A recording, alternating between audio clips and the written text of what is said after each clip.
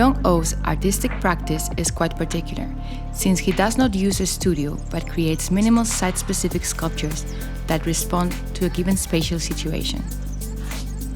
The artist constructs spatial structures by suspending and interconnecting a limited selection of materials. His practice defies a traditionally expected assumption in sculpture of dense masses and heavy objects, acting like simple yet complex drawings that point out the particularities of the space they inhabit. Oh appeals to the viewer to question their own perception and the way they have to relate to the space that surrounds them, offering a space for meditation and contemplation before the hustle and bustle of contemporary everyday life. A subtle and refined visual haiku about universality and the sound of space. Welcome to SZ Foundation video channel, Jong. It's been a pleasure to have you as our first artist resident.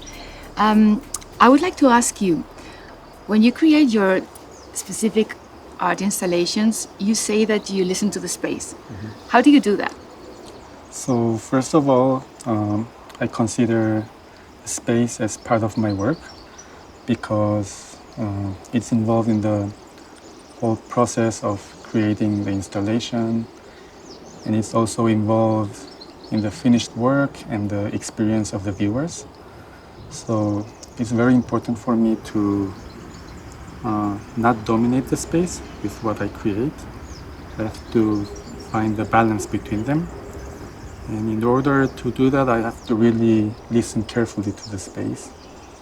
And I have to start the conversation between the space and the material that I use and me.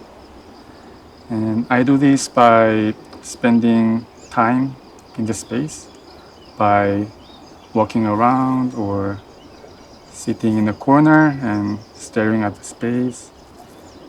And I have to see what they allow me to do because I cannot just create whatever I want. And this process is, for me, is a lot of opening my senses and being at the moment and adapting and accepting. And I see the results, the finished work, as a record of this conversation between the space and the material and me. Okay. In your own words, you say your works resemble to Japanese haikus. Mm-hmm. Can you explain the relationship between these two concepts, please?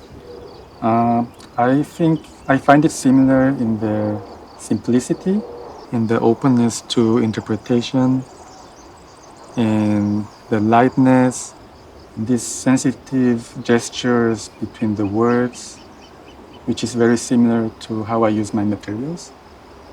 And also the process of making is very similar because the haikus have a very specific structure. Mm-hmm.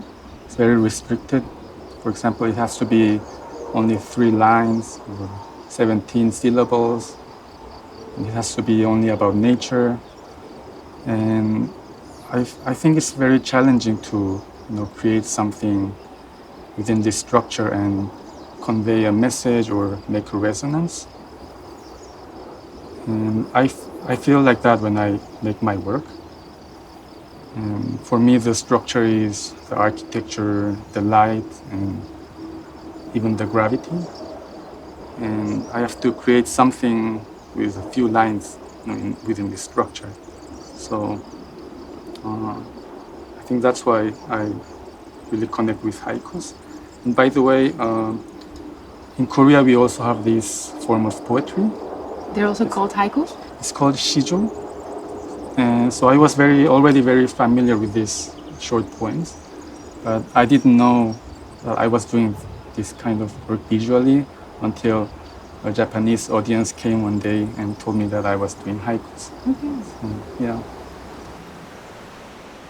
I love the idea that you don't have a permanent studio, that you only need your backpack and your suitcase. Could you consider yourself a nomadic artist? Yes, definitely I'm a nomadic artist. It's been many years since I've been traveling out of my suitcase. But not just as an artist, I'm nomadic. My life in general was quite nomadic. And it's interesting because my nomadic life has influenced my work to be like this. Then my work has influenced me back to be more nomadic. So it became like a cycle to be nomadic like this. So wherever I go to install my work, it could be a gallery or a museum or even somebody's house, I consider that space as my studio.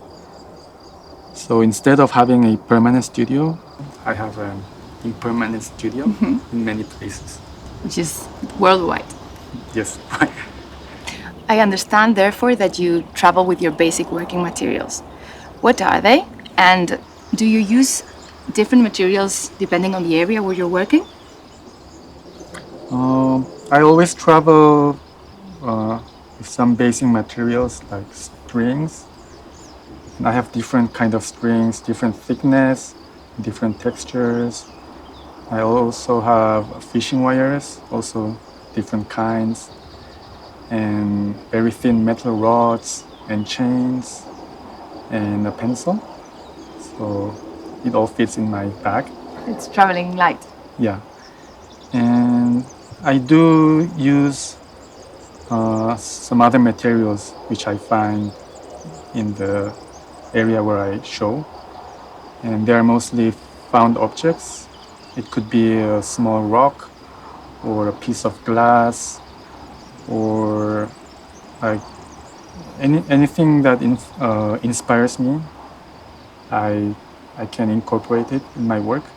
So the first thing that I do when I arrive to the area, I walk around and see if there's any object that inspires me. I go into the storages to see if there's something. Yeah, so since my process is very intuitive, I never know what You're going to find. going to find and inspire me. And that's why you go with your night light bulb to see around in the nights. Yeah, it's very useful. You were chosen by the Foundation's committee as the first resident to El Núcleo.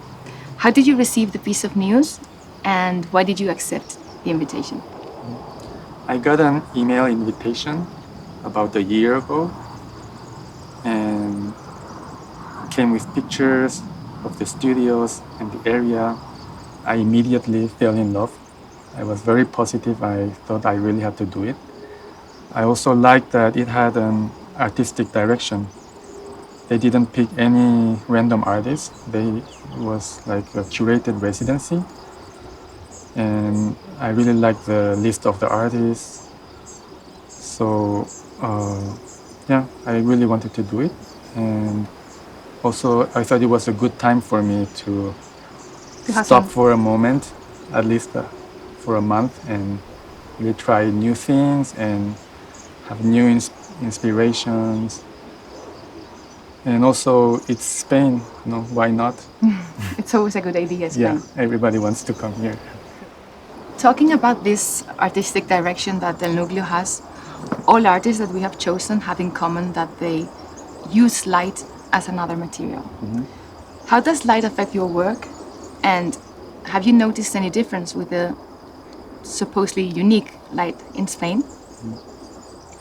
So for me, light is one of the components in the space. And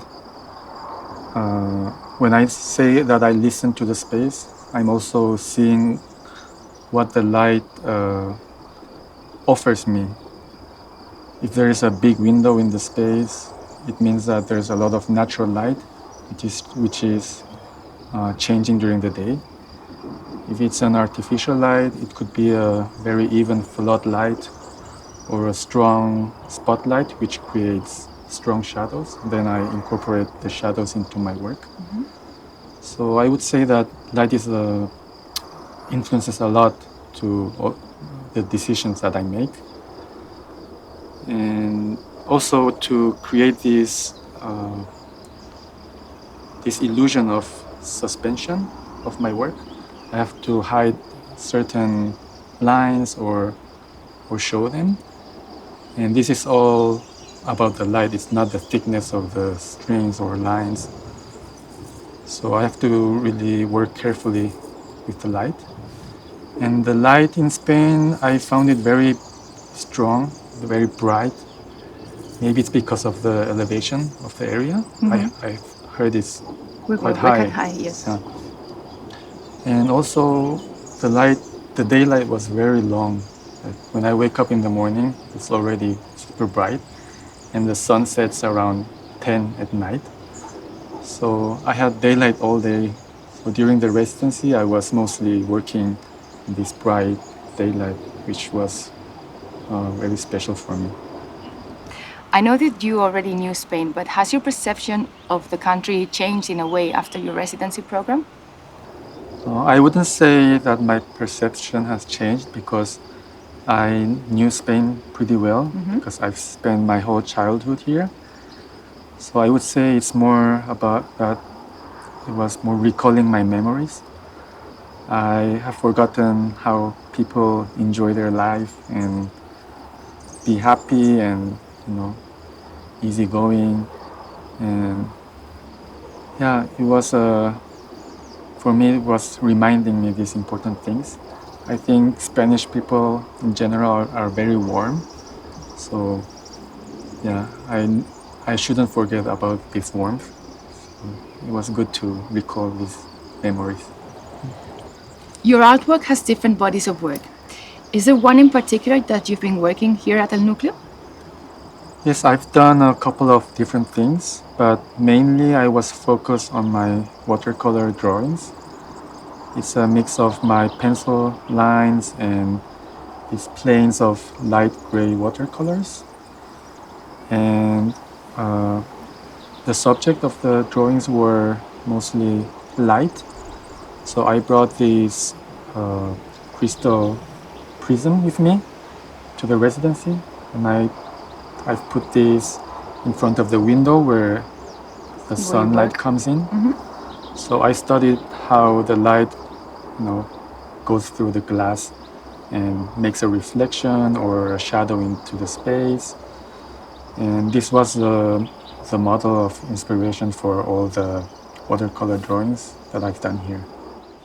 And in which way do you think the residency has helped you? The residency has inspired me a lot, and I think this is important to the artists. And the nature and the beautiful landscapes here has inspired me a lot. It's very special for me because I've been living only in big cities. But the most inspiring thing was the horses.